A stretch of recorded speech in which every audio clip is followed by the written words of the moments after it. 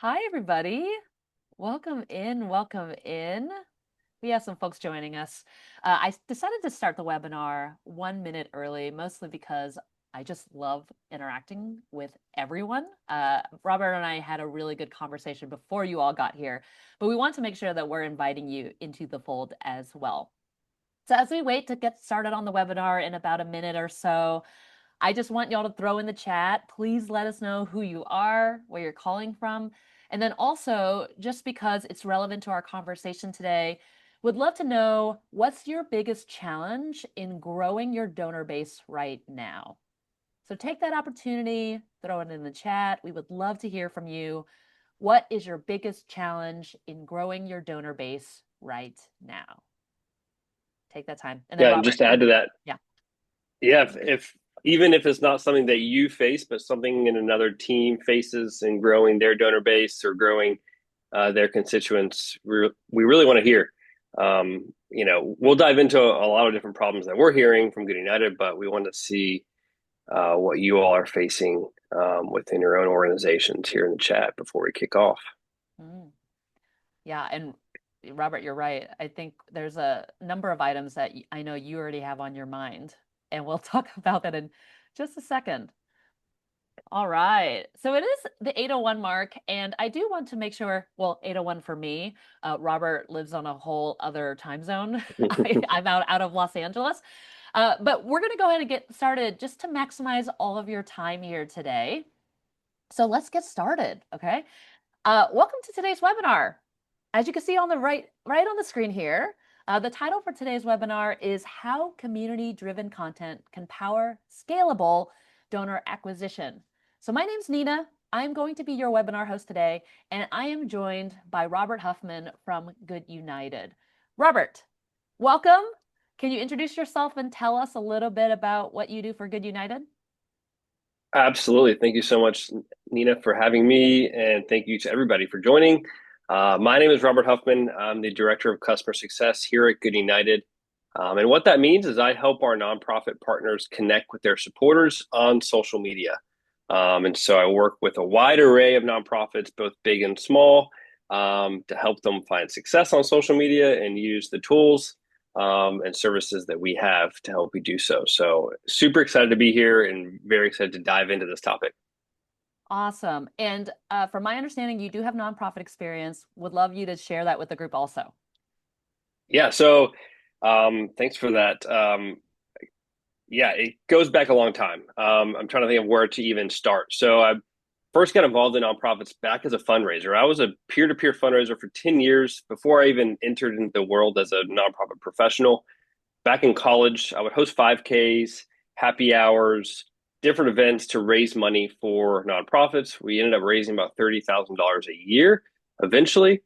And they're still going today. And so I was really focused on my favorite nonprofit, which was focused on men's mental health and suicide prevention. It was called Movember. And I worked in finance and I really got really burnt out of finance and fell in love with nonprofit fundraising. So I decided to take the leap and actually work for a nonprofit, which was Movember. So I worked at Movember for 3 years, building communities and focusing on essentially peer-to-peer fundraising. And so started off on the corporate side, but then dove into how do we get younger people involved in fundraising and in our mission, knowing that if they can fall in love with our mission now, when they go into the workforce, when they have disposable income, they'll know where they want to direct those funds. So that was a blast. And then I moved over to the East Coast, met Nick and Jeremy, who are the founders of Good United, and discovered that we can actually solve a lot of these problems that nonprofits face through technology. So I've been here at Good United for the past 4 years, really trying to leverage technology and innovation for the greater good. And so now I get to work with I work with 18 different partners across a bunch of different organization types and missions. I see we have a few people here from an animal organization. We'll dive into some animal organizations as well. But yeah, I love nonprofit work. I love the ability to do something good in the world, either through your career, but also as a hobby, as a passion. And now we get to use technology for the greater good, and the world of technology is opening up so much with AI. But we'll dive into all this stuff. So it's a pleasure to be here. Right. In summary, Robert loves technology. Robert loves nonprofits. Okay. And it's actually really great because I mean this entire conversation is all about technology and nonprofits. So and let's dive into it. So Robert, you had mentioned you work with a lot of nonprofits right now. You have a lot of experience participating and engaging with nonprofits in the past. And I'm sure you have a thorough understanding that donor acquisition is hard, right? And budgets are tight. And even in our last webinar with Maria, we were talking about donor engagement and how it's decreasing in some channels, specifically email and email marketing. So I'm curious about what you might be seeing in your role, but also just existing on the internet and seeing Yeah. trends with donors. Yeah. So, it's interesting because social media is essentially where people go now to get their news, to build community, to interact with each other. However, a lot of nonprofits struggle to actually connect with supporters on social media and to actually use social media for what it's good for, which is the network effect. So, a lot of organizations are struggling to see a growth in donor retention and finding new donors. I just spoke to an organization last week, and they're a huge organization, but they've seen a decrease in average donation amount, but an increase in volume of donations. And so, you know, part of that is alarming, um, because you obviously can't allow your average donation amount to get too low. Mhm. Um, but there's also an opportunity because now you have a lot more people coming in the door, and they're perhaps giving $5 or $10 where you typically see an average donation. Maybe you see 20 to 30, and now you're seeing 5 or 10, which is a drastic difference. But these are new donors. So they're giving to you knowing very little about your organization. So it's an opportunity. And that's really what social media creates is an opportunity to connect with new people and educate new and existing supporters about what you do as a nonprofit, what you support, and why you support them. So there's a lot that goes into that, and we're going to dive into some actual tips on how to tell your story. But how do you actually reach these new people, and how do you re-engage your existing supporters so they feel like they want to continue to support you? Those are two problems that I think every nonprofit faces. One is retention, one is new people. Um, and they're not going away, but there's new opportunities to reach them Mhm. on social media. Okay, so you actually just positioned me in the right place, which is asking that question, right? Specifically with donor acquisition in mind, right? And we're thinking about social media and those two paired together. Where should our folks in the room, where should nonprofits be focusing their time? What should they be doing? Well, knowing any nonprofit professional is doing 10 different jobs at the same time. So time is of the essence, right? You don't have a lot of time in your day to build the communities that you need. So you need to think about the lowest hanging fruit. How do we actually use the tools that are accessible to us that are as cheap as possible to reach new people? Um, and again, social media is that place. Most of the people here on this webinar likely have a Facebook page for their nonprofit. So how do you turn your Facebook followers? How do you turn the people that are engaging in your Facebook and your Instagram pages into leads, into potential donors, major donors, recurring donors? And that all goes back into the content that you're pushing out. And so when you think about the content that you're actually creating, you need to think hard about what the purpose of the content is. And I would love if we had everybody on this call, we could see everybody's faces because I would Yeah. love to just kind of go around the call and ask, what is the purpose of the content that you're posting? The past week you posted 5 different things. Did you have a purpose behind each of those? Do you think through the call to action? What did you want your supporters or your followers to do? Were there clear instructions? Um, so yeah, that's the biggest thing is use the tools at hand that are as cheap as possible, to go after the people that you want to support you, the lowest hanging fruit, because you don't have a lot of time. So you need to think very, very clearly and efficiently with how you want to reach new people.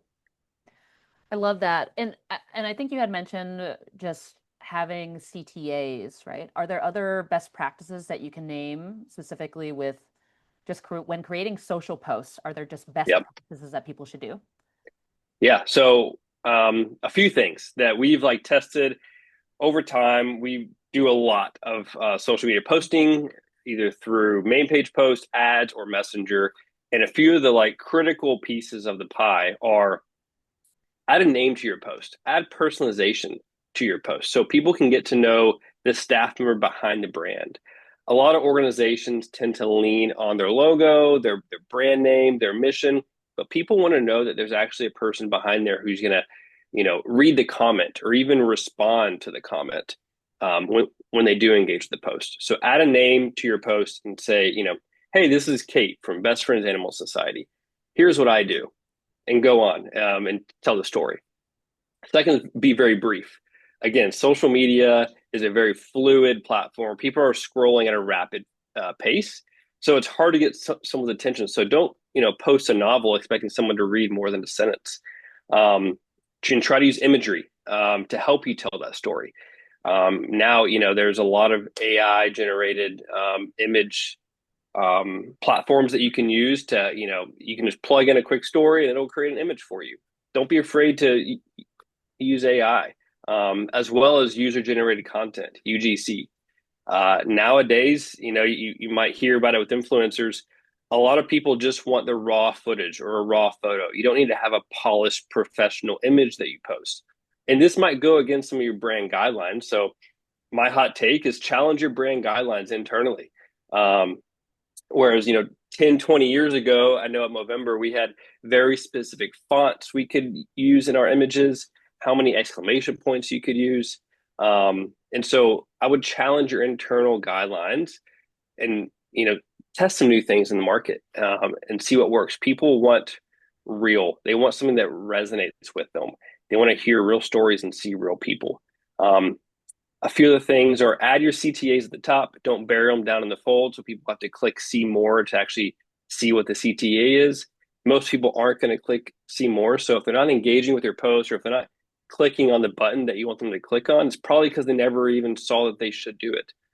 One thing we've learned is that when you give people clear instructions, they will follow them. People want to be told what to do. They don't want to have to think, especially on social media. People use social media to kind of zone out. So don't force them to think about things. Just give them very clear and concise instructions. The last thing I'll say is be relevant and timely. And this can be difficult in such a fast moving pace that our world lives in. Um, try to share information that might be newsworthy. Even if it's within your own community, but some impactful information, such as if you work for an animal shelter, is there an animal that just came in this morning that you want to tell a story about? It doesn't have to be a super polished, long explanation, but just a quick photo and say, hey, this is Spot. He just came in today looking for a new home. People like to see that things are extremely relevant in time. And so just a few suggestions that we've seen that work over time that, again, are quick. The bottom line, I would say, is don't overthink it. And again, that goes against a lot of what you've been taught within marketing is to like overanalyze, but social media is not for that. It's meant to be very, very quick and relevant and raw. You are so right. I have seen the shift from the more buttoned up like companies online and how we have moved more towards user generated content and then how there's just people just going live and Yeah. they're Oh, just wearing really whatever they want and their camera's fuzzy and there's still tons of engagement because it is real, yeah. it is raw. And I do love that content because you're right. It is a person behind a camera, and I connect with that a lot. Yep.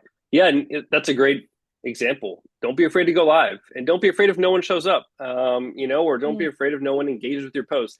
It'll take some time, to build that relationship, that new relationship with your supporters of how you're engaging with them. Um, Also, ask for their feedback. Ask a question. Say, hey, we're trying to figure out how to use this platform. What do you want to hear from us about? Either give them a few options. Again, people like to be told what to do. They don't want to have to think. So you can create a poll on Instagram.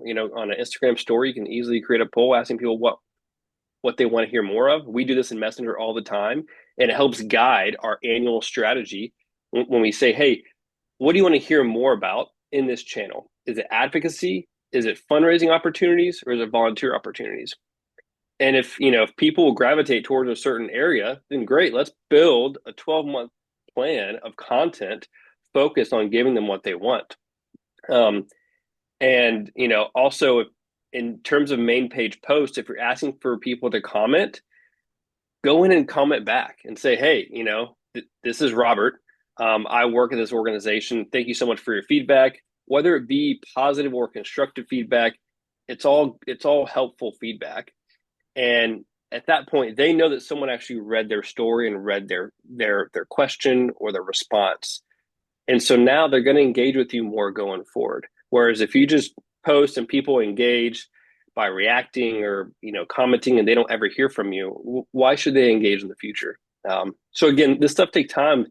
It takes time, but building relationships takes time. And so that's something you got to think about is, if it's important to you to build relationships, which I think is important for every fundraiser, then this is the place to invest in because this is where the people are. You highlighted something that actually I think is super important, which is I think a lot of folks use social media as in you post it and you leave it there and you see what happens. But uh, what you are signaling to our community is that, take that opportunity to make sure that that's like a continuous conversation. Building that community Yep. is important. So thank you so much. So I want to dedicate some time actually to some like practical examples. So I actually have some posts here. I would love for us to dedicate some time to walk the audience through maybe some organizations that have done this really well, done engagement really well, because you had mentioned even about commenting, right? And Yep. engaging with folks after. So let's walk through a couple of examples and let me know what are they doing well here? Yeah. So National Kidney Foundation, we work very closely with them. And, one of the suggestions that we had in working on their strategy is how do we take a global brand? I mean, they're a very well known brand and break it down to an actual personalized brand. And they were actually founded by a mother who was supporting her son who had kidney disease. And so for Mother's Day, we decided to tell that story. And try and break down the logo to a personal relevant story that resonates with people. So we posted this with them asking people to share their own story about their own moms, and people actually showed up. We got 52 comments, 154 shares of people actually sharing their story, because people want to be heard and they want to tell the story of others as well. And so again, we used imagery, we used a very quick CTA, and then we engaged with all those comments. So people actually know that they were heard and they were read by the organization.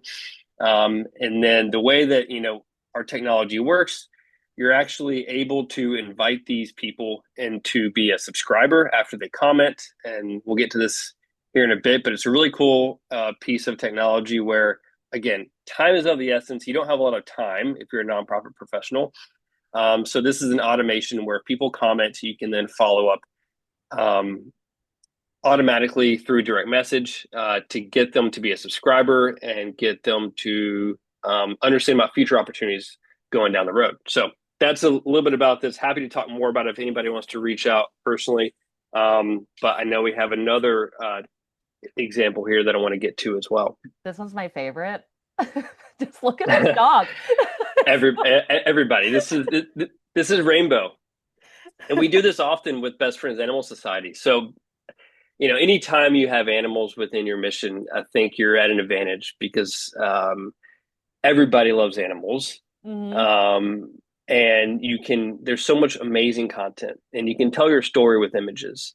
And so this one actually has a lot more text to it, and than what we would probably suggest for a lot of organizations, but we thought it was important that their story is heard. Um, and so within this campaign, what we did is we sent a message to all their subscribers, inviting them to share a post, this post about Rainbow, to share Rainbow's story, to help this dog get adopted? Um, and people showed up, 108 comments, 248 shares, broadcasting the importance of pet adoption. And so again, tell your story through the mission that you're working on, through images, using technology to quickly and efficiently get the story out there. Um, this is a great example of how to do that. The first line of this is very, very simple. Meet Rainbow, one of the faces of no kill. And that's best friends whole goal is to create a world of no kill shelters. And they're doing this very, very efficiently. If you go onto their Facebook page, it's just flooded with a bunch of animal photos of animals that are being saved. And so it's amazing to see, but it's something that's easily um, replicable for really any mission. And it's just adding that personal touch to each and every message. And you see in the message here, what's in black down here is what was sent in Messenger. So they added personalization to it. And again, this is automated, so you don't actually have to write these out each time. It's through our technology. But it says, "Hi, Robert, Kate from Best Friends here." Right then and there, I know that someone is behind this message who will, see my response, see how I engage, and follow up. And we provide metrics for all of that, so you can actually follow up with people. Um, but these are taking a few of our tips and tricks and applying them into the real world. I love that. And I also love the simplicity of the CTAs that you were talking about. I think on the post, right, you only see one blue link. Mm-hmm. And I feel like there's times when on social media I'll see like multiple links and that Yeah. really confuses me as a viewer, as a reader, etc. So very clean. I love this post a lot. Let's take a look at Yep. one more. Yeah. All right. What's happening Awesome. here? Yeah, so White Coat Waste. So this is another organization that is amazing, and they have done a really, really great job to foster engagement on their post. And I want to point out something that they've done here, and that's resharing posts. So you don't always have to create your own content. There's a lot of people and organizations that are creating amazing posts, updates. For instance, this is a congresswoman, and you can simply just reshare other people's posts and add a little tidbit about how this applies to your mission or this applies to your nonprofit, to ride other people's efforts on social media, and they'll likely reciprocate and do the same when you have a post that goes out. They'll help reshare it too. Also, the second post here is pointing out the impact that they're actually making, and so in order for people to give to you and to support you, they want to know where the money goes. So I think it's important that there's always this give and take. So whenever you ask people to do something, donate, start a fundraiser, you follow up with a give, and you give them impact results. You give them something that they can feel good about, some or resources that they can apply within their own life. But it's important that you don't only ask people to give nonstop, but you also give them something in return. And so whether it can't always be, a reward or a hat or some type of swag, you can give them an emotion. And that's, giving them something that they can then broadcast saying, hey, look, I was a part of this campaign. I helped save animals. Um, and again, the what's in black on the left is a follow-up message that we send out that's automated through our technology, where we send a follow-up to anyone that engages with their post, inviting them to join the community and subscribe as a direct messenger subscriber so they can stay updated on future campaigns and opportunities. The one thing I took away from that is make sure that we're giving also, right? Yep. Nobody loves a friend that just takes things from us all the time. So providing value, connecting, really making sure that we're nurturing that relationship is a really great takeaway. And of course, big one here, collaboration. So thank you so much, Yeah. Robert. Okay, Yeah. let's get back into it. So Yep. for folks, there's some really good examples here. For folks that are looking to throw up their Facebook page right now and start creating posts right now, right when we're in the webinar, what's that one thing that they should consider when they are starting out?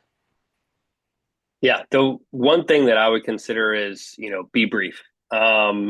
Be brief and be real. Again, what we're doing is building relationships with people, people to people, not brands to people. People need to know that there's people behind the brand. And so be yourself, whether you are the founder of the nonprofit or a staff member, be yourself and be real. Talk to people like they're people. Because even though social media and it feels like it's a marketing channel, it's really a community, and that's how people treat it. As people are, um, sitting in an elevator or getting out of bed, they're in their own personal space, and so it makes sure that it feels personal to them. Mm. And then I would also add, you had highlighted something that was happening consistently through all those examples that we shared. And it's really using those comments as a lead source, right? Not just like seeing them as reactions, but really Yep. identifying them as these people are engaging with us. They want to engage with us more. Let's engage, right? Yep. And I'm curious for folks that might need a little bit of extra support, what can Good United provide? I know you showcased part of what the tool can do, but if you could Yeah. walk through some more of that, that'd be great. Yeah. So I will say Good United wants to work with you. Whether you're a huge nonprofit, like a lot of the organizations I work with are fairly big, American Heart Association, Make a Wish. But we also work with a lot of smaller nonprofits, a lot of grassroots organizations who are, whether they're 100 years old or 5 years old, there's a lot of opportunity on social media to reach new people and build a better relationship with your existing supporters. So the first thing I'll say is we want to work with you. We want to hear about your problems.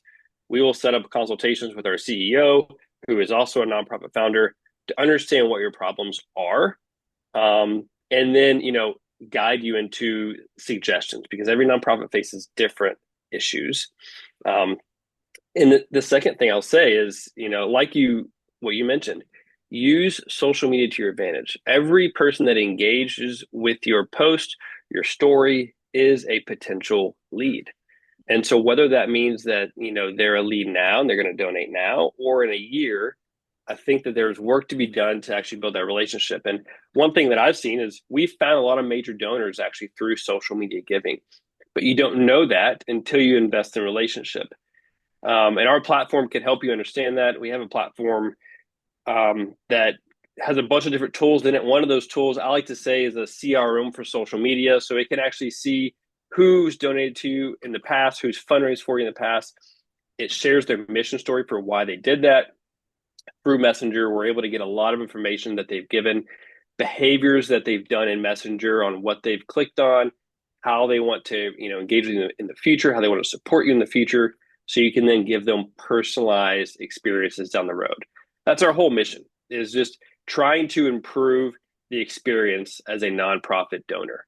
And to do that, we can use technology because, like I mentioned, it's really hard to scale that. It's hard to scale building communities with your donors. So we're using technology to help you do that. Through our platform, you can understand who your supporters are so that you can reach them in a more personalized way down the road through what we call Journey Builder, and a few other different tools. So I won't get all into the weeds of our Yeah. platform. We can do that down the road. But yeah, the biggest thing is we want to hear from you. We want to hear what your problems are, and we want to help you. Awesome. Real quick, one line, Robert. I'm curious if you have like maybe one stat of success to share, specifically Yeah, with the direct messaging campaign. yeah. I'm glad you asked. So I Yeah. always forget to talk about the stats, and that's like the most important part. Um, Messenger is different than most other channels, likely because it's protected from Meta from a lot of spam. But we see open rates for our Messenger campaigns anywhere from 70 to 90%. Now, if you look at open rates for email, they've always been, at least in my experience, less than 30%, even down to 5%. So we see 70, 90% open rates in Messenger. And you're probably saying, Robert, that's great, but what are people actually doing? Why are they opening the message? So they're opening the message because they're interested, right? They see a message from you, their favorite nonprofit, they're interested in what you have to say. Now what? Our click to open rate, so our click through rate, is anywhere from five upwards of 20% of people actually engaging in Messenger. Again, because it's that protected channel, and it's very, very brief, and we instruct you on what to do, they're actually engaging with you in a one-to-one channel. And so while your Facebook posts are one to many, you're posting very broadly. In Messenger, we're able to personalize that experience a lot more to foster those in engagements. And so we're seeing 5 to 20% click through rates in Messenger, which is amazing. To see people actually engage because they want to, not because they have to, Mm. because it's all up to them. Once they become a subscriber, they can opt out at any time, but we see opt out rates at less than 1%. Um, so, yeah, there's a lot to talk through within metrics. That again, I'd be happy to talk with anybody here on this webinar about, but the metrics are astounding compared to other communication channels. Awesome. And then we are at time today, but I do want to make sure that we are ending on a bit of advice from you. So, do you have any final words for the audience today before I close out? My biggest advice would be go back to your origin story. Um, I mentioned it with National Kidney Foundation, but go back to why you were founded as a nonprofit and retell that story. There was a problem in the past. Someone was trying to solve it, whether it be a person or a community, and that's why your nonprofit was founded. Go back to that story and build a campaign around that story, just like what we did for Mother's Day. Either you find a time where it's relevant to share it, or you just create the time. But people want to know why you started, and a lot of times people forget. So go back to that time. We can help you do that as well and build a campaign around it. Um, but yeah, I would say keep it simple and go back to why you were founded. I love it. Keep it simple. Go back to your roots. All right. Well, thank you so much, everyone, for joining us today. Here's the big question we both want to leave you with. And as we're talking about social media content today, it is really this. Are you posting just to post, right? Or are you posting with intentionality in mind, with community building in mind, with engagement in mind, right? Because that's what's actually going to lead you to bring more people into that door, invite more people into your story. So at the very beginning, I think we had talked about, I think, some of the pain points around donor acquisition. There are some resources that we want to share with you now, which is one of our best resources, which is a donor acquisition playbook. Okay. On the screen, you're going to take a look at a QR code. Okay. I want you to scan it. Okay. Go download that playbook so that you can go ahead and get started in identifying your own donor acquisition strategy. The other thing to note, and Robert mentioned this a couple of times throughout our webinar today, but contact us, reach out to us, connect with us to talk through your strategy. On the very bottom left here, you'll see a link to our contact form. Make sure that you visit that URL also so that you're able to connect with our team so that we can help you navigate all of this. Okay. Social media is constantly changing, and we have a team of experts that are here and ready to help you succeed in your donor acquisition efforts. So that said, thank you so much for your time, and we'll see you at the next one. Thanks, everybody. Take care. Thanks, everyone. Bye.